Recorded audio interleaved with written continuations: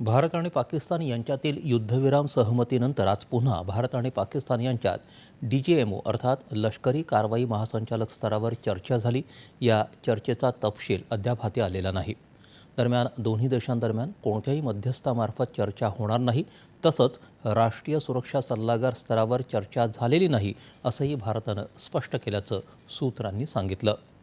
भारत आणि पाकिस्तान यांच्यात कोणत्याही बाबतीत तुलना होऊ शकत नाही।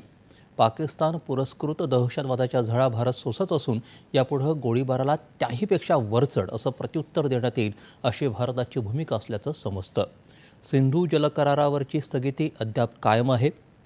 आजच्या चर्चेच्या पार्श्वभूमीवर पंतप्रधान नरेंद्र मोदी यांच्या अध्यक्षतेखाली आज संरक्षण मंत्री राजनाथ सिंह, परराष्ट्र मंत्री डॉक्टर एस जयशंकर, राष्ट्रीय सुरक्षा सल्लागार अजित डोवाल, CDS तिन्ही दलांच्या प्रमुखांची बैठक झाली।